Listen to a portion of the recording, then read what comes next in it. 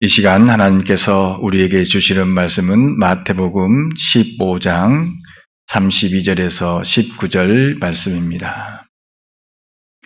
마태복음 15장 32절에서 39절 말씀을 제가 봉독해 올리겠습니다.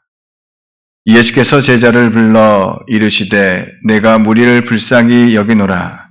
그들이 나와 함께 있은지 이미 사흘임에 먹을 것이 없도다. 길에서 기진할까 하여 굶겨 보내지 못하겠노라. 제자들이 이르되 광야에 있어 우리가 어디서 이런 무리가 배부를 만큼 떡을 얻으리이까? 예수께서 이르시되 너희에게 떡이 몇 개 있느냐? 이르되 7개와 작은 생선 2마리가 있나이다 하거늘 예수께서 무리에게 명하사 땅에 앉게 하시고 떡 7개와 그 생선을 가지사 축사하시고 떼어 제자들에게 주시니 제자들이 무리에게 주매 다 배불리 먹고 남은 조각을 7광줄에 차게 거두었으며 먹은 자가 여자와 어린 나이 외에 4,000명이었더라.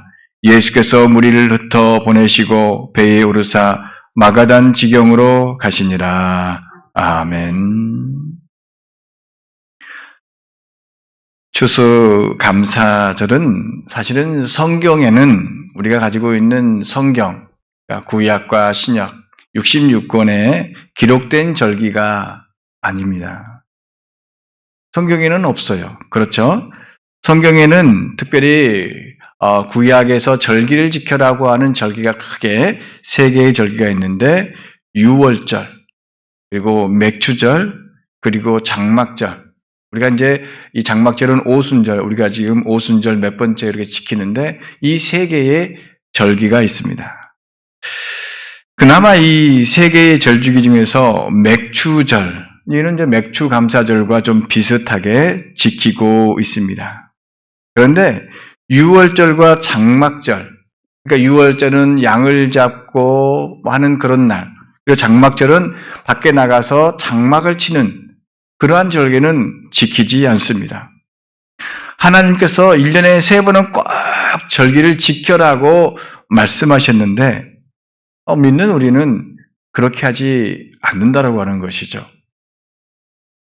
예수님도 6월절을 지키기 위해서 예루살렘으로 올라가셨는데 우리는 이 성경에 있는 절기, 그 명령을 그대로 따르지 않는 그런 모습을 보이고 있습니다.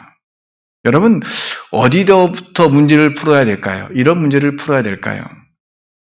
어떤 사람들은 구약 성경이 예수님의 오심으로부터 완성되었고 신약으로만으로 충분하다. 이렇게 주장을 하기도 합니다. 그럴듯한 주장이고 한편으로는 일리 있는 주장입니다. 그런데 우리가 이러한 모든 것들을 앞서 이야기하기 전에 우리에게 필요한 하나님의 말씀은 바로 하나님이 우리에게 원하시는 삶의 가치, 그 가치를 갖고 사는 것입니다. 그러니까 성경에 기록된 것을 하나하나 지키려고 사는 그러한 삶 이전에 하나님께서 우리에게 원하시는 삶, 우리에게 바라시는 삶, 그것이 무엇인가를 찾고 구하는 것이 중요하다는 것입니다. 우리는 글자에 얽매이지 않고 그래서 하나님께 집중을 해야 됩니다. 이 성경에 있는 기록들이 물론 엄청나게 중요하지만 더 중요한 것은 그것을 우리에게 주신 하나님께 집중을 해야 한다라고 하는 것입니다. 그렇지 않으면 글로 지킨 문자나 전통이 우리를 하나님으로부터 멀어지게 하는 모순이 생기기도 합니다. 그래서 이단들 중에서 그렇죠. 너희들은 왜 성경에 있는 것을 지키지 않느냐? 왜 안식일도 지키지 않느냐? 피를 먹지 말라고 하는데 피채 먹느냐? 안식일을 왜 하면서 여러 가지 것들을 이야기를 하고 있는 것이죠. 그렇게 글씨에 집착하다가 보면 잘못된 길로 빠지게 된다라고 하는 것입니다. 우리는 글씨에 너무 집착을 합니다. 글씨에 집착을 하다 보면 그 내용을 이해할 수 있는 하나님의 말씀을 이해하는데 좀 많이 부족합니다. 성경을 읽을 때 특히 이 바리새인과 서기관, 이 율법학자라고 하는 이 사람들이 이스라엘 중에 학식이 뛰어난 사람에도 불구하고 글씨에 집착하다 보니까 하나님으로부터 멀어진 사람들이었습니다. 그들은 성경에 대해서 누구보다 잘 알고 있는 사람들이었습니다. 하지만 그들은 하나님의 말씀을 알고는 있는데 하나님을 알지 못하는 사람이었습니다. 흔히 말하는 대로 법은 많이 아는데 그 법의 정신을 알지 못하는 사람들, 마찬가지로 하나님의 말씀은 많이 아는데 하나님을 알지 못하는 사람들이었습니다. 그들은 예수님의 제자들이 음식을 먹을 때 손을 씻지 않는다고 지적질을 합니다. 어떻게 음식을 먹을 때 손을 씻지 않느냐? 물론 여러분들 음식을 만들 때, 먹을 때 다 손을 씻고 먹죠. 그런데 유대 땅에서는 특별히 꼭 씻어야 합니다. 그것은 장로들의 전통이었습니다. 이 장로들의 전통을 어겼다고 이 바리새인들과 서기관들이 예수님의 제자들에게 시비를 걸고 있습니다. 근데 사실은요, 일반 평민들은 어쩔 때 볼 수 없이 그냥 손으로 먹었습니다.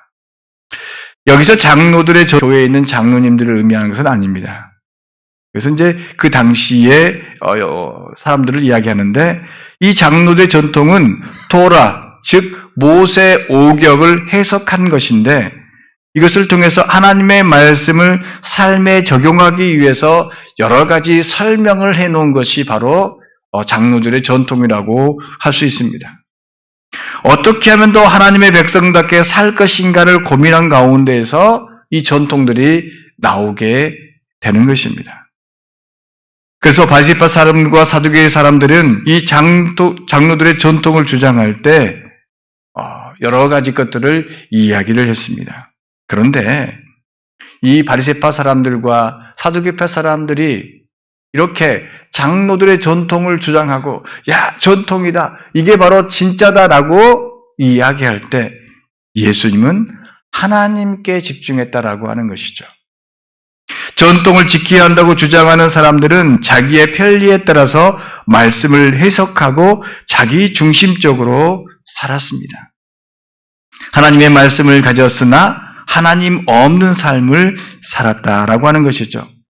입술로는 하나님을 공경한다고 말하지만 마음으로는 이미 하나님께서 멀리 떠나 있는 사람들인 것입니다. 그 사람들은 사람의 계명, 그 사람의 계명으로 또 훈계를 훈계로 교리로 삼아 가르치면서 하나님을 헛되이 예비하는 사람이라고 예수님은 지적하고 있습니다. 하나님은 인간이 만든 교리나 계명 혹은 전통에 갇혀 있는 분이 결코 아닙니다. 우리가 추수감사주일을 11월 셋째 주에 지냅니다. 이건 누가 만들 걸까요? 이건 성경에 기록이 없습니다. 이거는 미국에서 시작되는 미국의 전통인 것입니다. 그래서 11월 셋째 주일에 아주 복된 날로 들여서 할 수도 있고 꼭 사정에 따라서 다른 날로 할 수 있습니다. 중요한 것은 그 감사절을 드리면서 예배를 드리면서 누구에게 하나님께 집중하냐 안 하냐 그겁니다. 그 시간과 날짜에 집중하기보다는 하나님께 집중을 해야 한다라고 하는 것입니다. 그러므로 우리에게 필요한 것은 하나님의 마음을 알되 열린 마음으로 내 생각이 무조건 내가 가지고 있는 전통이 무조건 옳다라는 생각을 버리는 것입니다. 그것이 예수님께서 말씀하신 자기를 부인하는 것입니다. 내가 가지고 있는 전통, 내가 가지고 있는 생각을 내려놓는 것.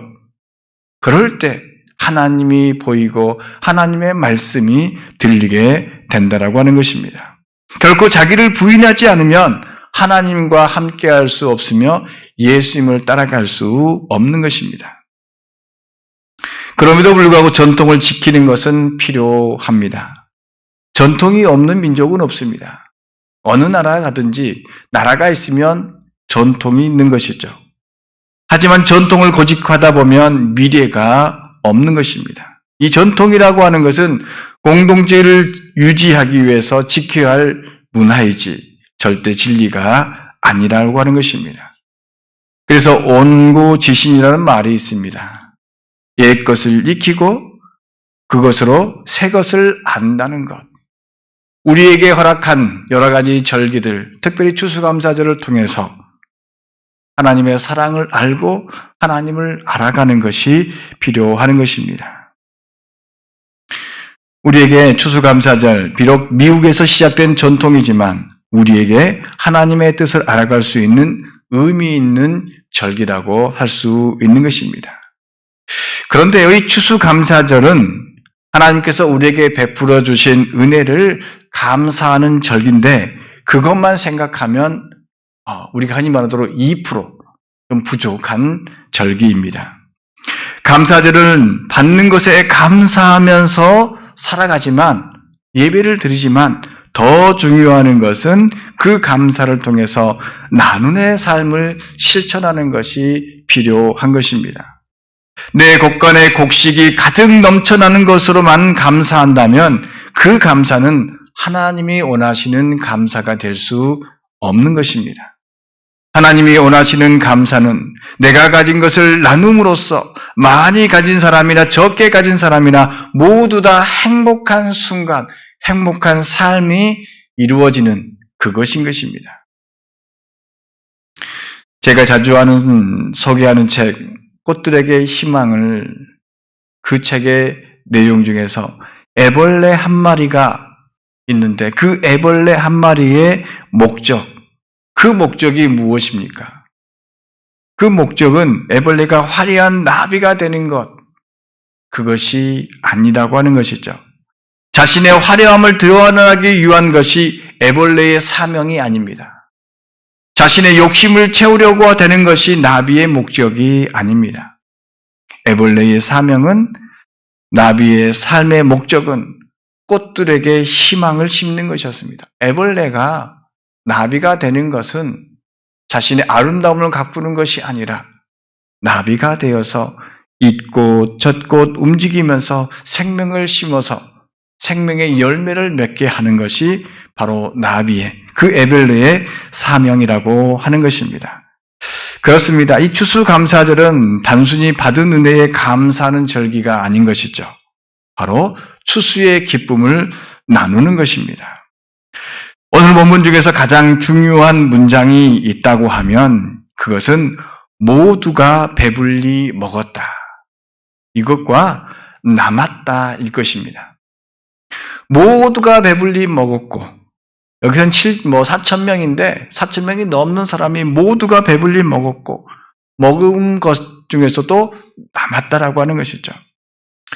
오병이와 마찬가지로 예수님께서는 자신을 따르는 사람들이 굶주리지 않도록 먹을 것을 주셨습니다. 지난주에 성경에서는 우리가 보통 오병이어라고 하고 오늘은 7병이어라고 합니다. 물고기 2마리, 떡 5개. 오늘은 떡 7개와 물고기 2마리. 그래서 7병이어, 5병이어 이렇게 기록을 합니다. 이 사람들은 바로 예수님 때문에 또 모든 무리가 먹을 것 때문에 불편하지 않았습니다. 누구든지 원한 만큼 먹었다라고 하는 것이죠. 원하는 만큼 배불리 먹고 남았습니다. 원하는 만큼 먹고 배불리 남는 이 모습, 이것을 꿈꾸는 것은 바로 당시 이스라엘 백성들의 희망이었습니다. 먹을 때 원 없이 먹고 싶은, 그리고 먹고도 남을 수 있는 그러한 삶을 이스라엘 백성들이 꿈꿨습니다. 먹을 것 걱정 없이 산다는 것처럼 편하게 하는 것이 없습니다. 하지만 우리가 사는 세상은 그렇지 않습니다. 물론 지금은 먹을 것이 많죠. 그러나 먹을 것이 없었던 그 시대는 바로 먹을 것이 없는 사람들이 먹을 것이 많은 사람들의 종으로서 또 먹을 것이 많은 사람들을 주인으로 섬기면서 살 수밖에 없었습니다. 그들을 주인으로 모시면서 그 상에서 떨어지는 부스러기를 먹고 있는 참으로 안타까운 현실이었습니다. 그러므로 한 나라의 지도자라면 백성들의 이러한 배고픔의 문제를 해결하는 것이 첫 번째 의무이자 책임일 것입니다. 그래서 지도자라고 하면 모든 백성들이 배고프지 않도록 하는 것이 바로 사명인 것이죠. 하지만 예수님 당시 유대의 분봉왕이라고 하는 것은 뭐냐면 이렇게 유대 지역을 나누어서 다스렸습니다. 그래서 이쪽 나누었던 왕 중에서 헤롯이라는 왕이 있는데 그런 몇몇 자신을 따르는 사람들과 그들만의 잔치를 베풀었습니다. 그들은 먹을 것을 쌓아놓고 마음껏 먹었습니다. 먹고 싶은 것을 마음대로 먹었습니다. 그런데 그것은 다 백성들의 피와 땀에서 나오는 것들이었습니다. 그들은요, 배가 불러서 먹다 배가 불러서 못 먹게 되면 어떠한 일까지 했느냐? 토하고 나서 일부러 토하고 나서 또다시 먹었던 그러한 기록도 있는 것입니다. 결코 남는 것을 배고픈 백성들과 함께 먹지 않았습니다. 저는 잘 모르겠는데 이런저런 이야기를 보면 옛날에 우리나라 왕들은 그 수라상이라고 하고 식상이 막 엄청나게 많은 건데 그것을 이렇게 먹습니다. 근데 먹다가 물린 것들은 누가 먹느냐? 그것을 준비한 또한 그 시녀들이 먹는다고 하더라고요. 그런데 이스라엘의 사람들은 또한 지독한 이런 잘못된 왕들은 그것을 그렇게 나누지 않았습니다.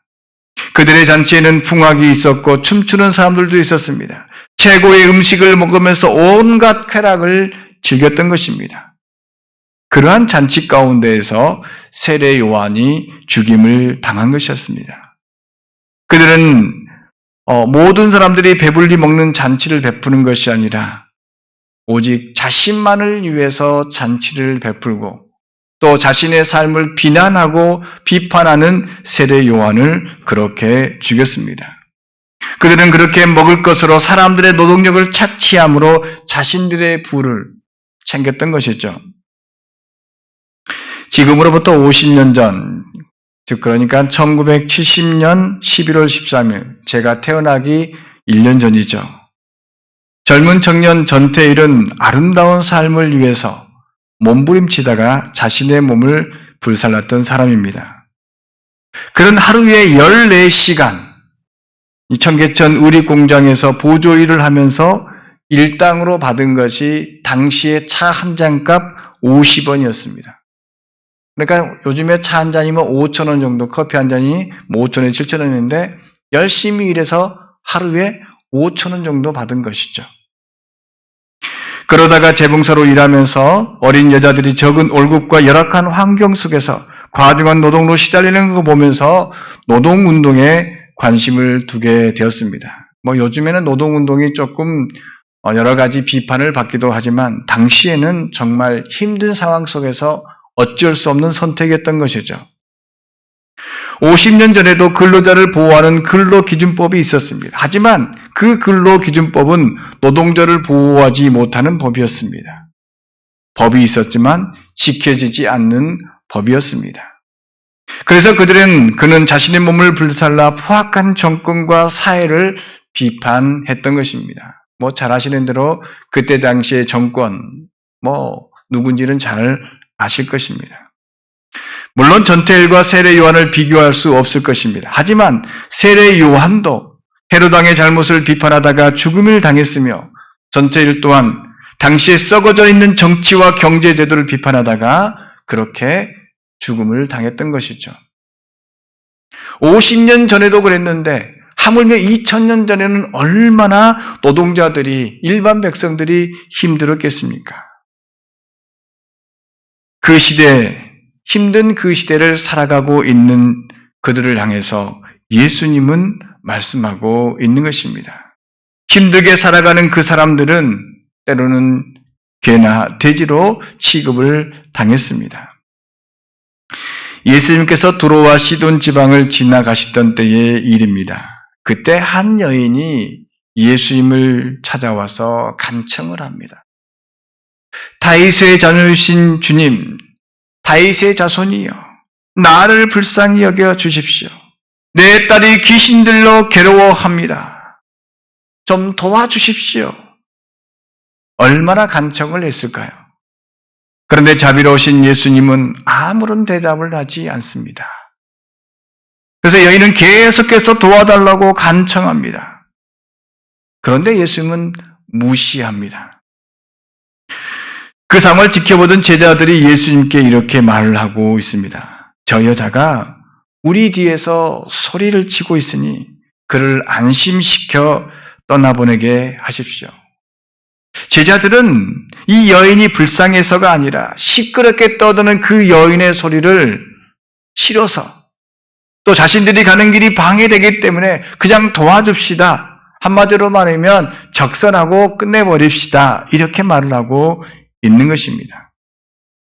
그때 예수님은 예수님답지 않는 말씀을 하십니다. 나는 오직 이스라엘 집에 잃어버린 양들에게 보내심을 받았다. 도저히 예수님 입에서 나올 수 없는 말씀인 것입니다. 참으로 매정하고 이기적인 모습입니다. 그런데 그 여인은 포기하지 않고 계속 도와줍니다. 예수님은 도와달라고 간청하는 여인에게 더 치욕스러운 말을 남깁니다. 자녀들의 빵을 집어서 개들에게 던져주는 것이 옳지 않다. 무슨 말씀입니까? 그 여인을 향해서 너는 개다라고 하는 말인 것이죠. 당시 이방 사람들을 향해서 이스라엘 사람들은 바로 개 취급을 했던 것입니다. 이방 사람들을 향해서 개로 여겼기 때문에 상대하지 않았습니다. 참으로 불결하고 부정한 짐승을 표현할 때 개로 표현하는데 바로 이방 사람들을, 그 중에서도 여인, 그리고 또 그 여인의 딸을, 그러니까 더 이상 상대할 가치가 없는 것이죠. 상대하지 않았다고 누구 하나 뭐라고 할 수 없는 상황이었습니다. 오늘 이방 여인은 이방 사람 중에서 낮고 천한 여인이고 그의 병든 딸은 또한 그러한 것입니다. 온전한 사람으로 인정받지 못한 여인, 그 여인은 오직 자신의 딸을 위해서라면 못할 것이 없는 여인, 그 여인은 어떻게 말합니까? 그렇습니다. 맞습니다. 개들도 주인의 상에서 떨어지는 부스러기를 먹습니다. 자기 자신을 개로 여기는 것이죠. 이 말을 들은 예수님은 그 여자에게 말씀하셨습니다. 여자여, 참으로 내 믿음이 크도다. 내 소원대로 되리라. 무슨 말씀입니까? 이 여자가 스스로를 개로 여겼기 때문에 그것을 인정하는 것입니까? 아닌 것이죠. 예수님은 이 여인과의 말 통해서 무엇을 말씀하고 있는 것이냐? 이것은 당시에 이방 사람, 이방 여인을 개 취급하고 있는 이스라엘 사람들을 돌려서 책망하고 있는 것입니다. 이방 사람들과 먹을 것을 나누지 않는 그들을 향해서 믿음이 없는 사람이라고 책망을 하고 있는 것입니다. 초대교회 당시 이런 일이 있었습니다. 어떤 일이냐면 이 베드로, 예수님의 수제자 베드로가 이방 사람들과 함께 식사를 했습니다. 몰래 식사를 했던 것이죠. 그러니까 참 어려운 시기였습니다. 그런데 성경을 보면 할례자, 즉 유대교회 사람들이 바로 베드로를 찾아오고 있다는 소식을 들었습니다. 그래서 그는 식사하다 말고 두려워서 그 자리를 떠나버립니다. 혹시 유대교 사람들이 와가지고 여러 가지 것들을 흔히 말하는 대로 이런저런 말로써 비난하고 또 여러 가지 어려움을 겪을까 봐서 문제가 생기지 않게 해서 미리 그 자리를 떠나버린 것이죠. 그가 예수님의 마음을 가졌다라고 하면 좀 더 떳떳하게 나서서 바로 예수님께서 이들을 위해서 오셨다. 온 인류를 오실 위해 오셨다. 이렇게 말했을 것인데 베드로는 그 자리를 슬그머니 떠나버렸습니다. 바울은 이런 베드로를 책망했고 예수님은 이런 모습을 향해서 그럴 것이 없다라고 하는 것입니다. 예수님도 이런 세대 상황을 잘 아셨습니다. 이방인을 돕고 그들과 함께 식사한다는 것은 사회적으로, 문화적으로 정말 어려운 결단이었습니다. 뛰어넘을 수 없는 장벽이었습니다. 이방인에서 함께 식사를 한다라고 하는 것은 지금까지 가지고 있는 유대의 전통을 깨트리는 것 중에서 심각한 것이었습니다. 그런데 참으로 어려운 일을 예수님은 하신 것입니다. 그러므로 우리가 예수님처럼 산다라고 하는 것은 잘못된 전통, 그것을 무너뜨리고 하나님의 뜻을 세우기 위해서 힘쓴다는 것입니다. 그래서 어찌 보면 예수님을 따른다라고 하는 것은 여러 가지 어려움이 존재하고 또 우리에게 올 수 있는 여러 가지 힘든 것들이 있다라고 하는 것입니다. 그럼에도 불구하고 그 일이 쉽지 않지만 하나씩 하나씩 풀어나가야 할 것입니다. 4,000명과 함께 음식을 나눈 사건도 그러합니다. 오늘의 본문은 지난주에 함께 나눴던 오병이의 기적과 비슷합니다. 오병이의 기적은 5,000명이 먹었다고 하면 오늘은 4,000명이 함께 먹었습니다. 그렇죠? 그리고 또한 오병이어는 물고기 2마리, 그리고 떡 5개. 그런데 4,000명은 떡 7개와 물고기 2마리. 그리고 5,000명을 먹인 사건에서는 7바구니가 남았다고 하면 여기에서는 5,000명은 12바구니가 남았고 4,000명은 7광주리가 남았습니다. 숫자적으로 한번 다음에 쭉 정리해 드릴 수 있는데 중요한 것은 뭐냐?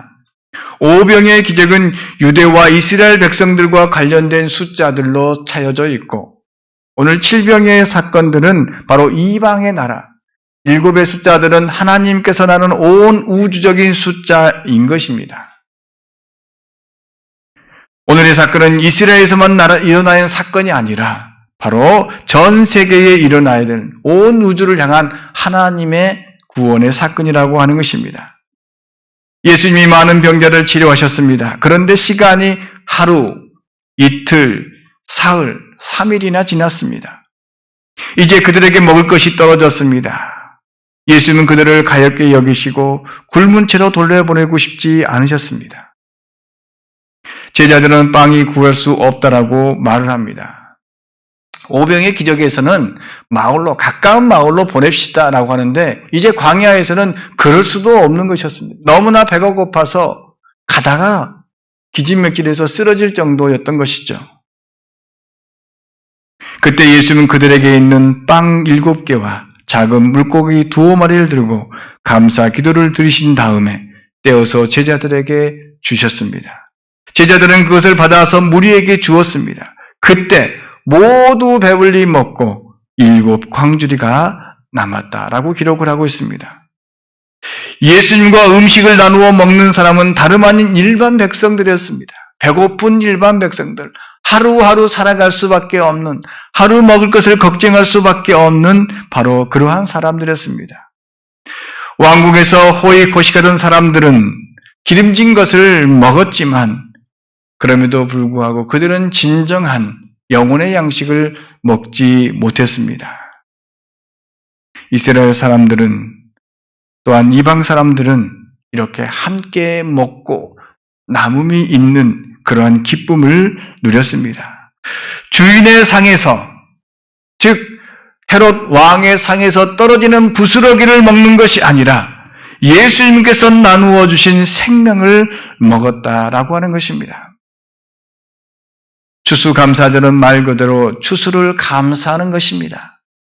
그런데 성도들의 감사는 추수한 것, 내가 거둬들인 것에 감사하는 정도가 아니라 이처럼 함께 먹고 나누고 또 남음이 있는 감사가 되어야 하는 것입니다. 언젠가도 말씀드렸듯이 하나님이 이 땅에 부자를 허락하신 이유는 가난한 사람을 돌보기 위해서 부자를 부자가 되게 하신다라고 말씀을 드렸습니다.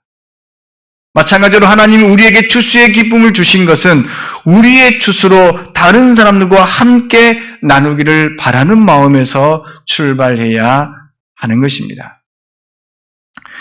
초등학교 국어 시험 문제가 이런 문제가 있습니다. 우리 방송실에서 한번 뒤에 틀어주십시오. 여러분들 다음 글에서 틀린 단말을 바르게 고쳐 쓰시오. 이런 문제였습니다. 뭐였냐면 헤헤 맛있겠다. 나 혼자 먹어야지. 여러분들 어디가 틀렸습니까? 맛 있겠다가 아니죠. 무엇입니까? 해해 맛 이거죠. 그런데 초등학교 학생이 이렇게 했었습니다. 이 시험 문제를 그대로 찍어서 올린 건데 해해 맛있겠다 나 혼자 먹어야지 여기에서 이 친구는 나 혼자를 같이도 틀린 것 같아요. 쌍시옷을 썼다가 틀렸다고 티귿받침으로 고친 것 같은데 이 친구는 뭡니까? 우리가 흔히 말하는 단어를 잘 모르는 친구예요.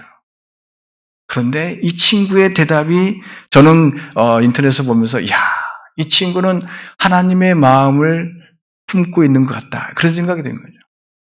맛있겠다. 이것이 분명 틀린 건데 틀린 것이 뭐냐? 나 혼자가 아니라 맛있는 것은 같이 먹어야 된다라고 하는 것이죠. 정말 훌륭한 정답이 아닙니까? 학교와 가정 그리고 사회에서 가르쳐야 될 것은 틀리지 않는 글씨가 아니라 올바른 마음을 갖도록 해야 하는 것입니다. 사실 글씨가 틀리면 어떻습니까?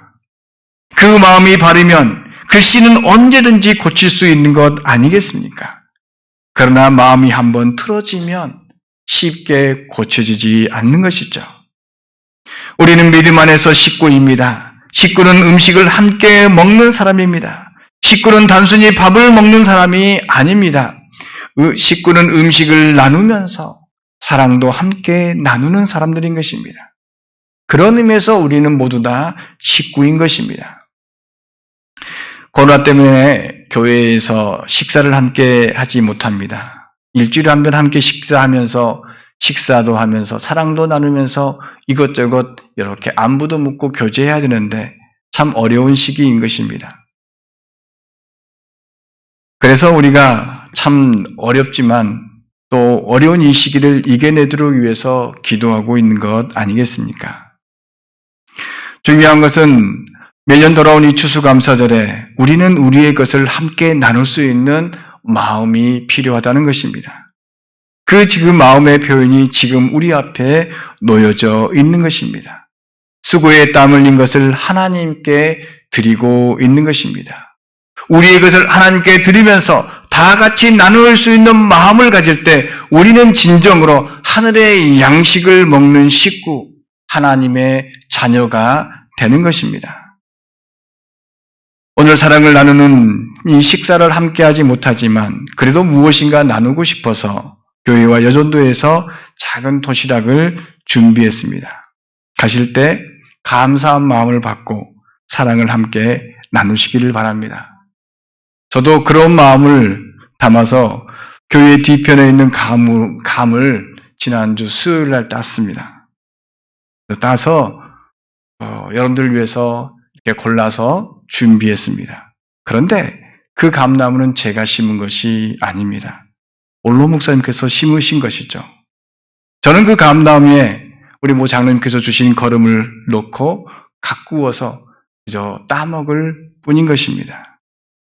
그래서 내 손에 주어진 것, 내가 가지고 있는 것, 내가 얻고 있는 것이 내 거라고 주장할 수 없는 것입니다. 누군가의 노력으로 함께 이루어진 것입니다. 이 교회도 그렇고 여러분들의 가정도 그렇고 우리의 사회도 모두 다 함께 이루는 것입니다. 함께 이룬 열매를 함께 나누며 먹을 때 우리는 진정한 추수감사절을 지낼 수 있는 것입니다. 사랑하는 성도 여러분, 우리는 식구입니다. 함께 음식을 나누며 사랑을 나누시기 바랍니다. 그리고 그 사랑을 이웃들에게 나누어 주고 남음이 있기를 바랍니다. 나누어 먹을 때 남음이 있고 하나님의 은혜가 넘치게 될 것입니다. 우리 교회가 더욱 모든 사람과 함께 나눌 수 있는 교회 되기를 간절히 소망합니다. 하나님 감사합니다. 예수님의 마음으로 사랑을 나누며 살게 하여 주시옵소서. 주님께서 주신 그 사랑을 베풀며 살게 하여 주시옵소서.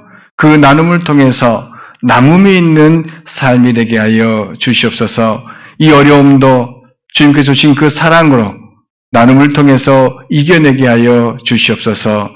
주님, 병든 자 있습니다.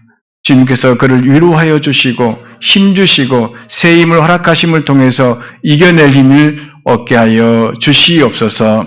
주님 추수감사절 드리며 감사하는 저희들 마음 가운데 주님 함께하사 더 큰 감사가 넘치게 하여 주시옵소서. 예수님의 이름으로 기도하옵나이다.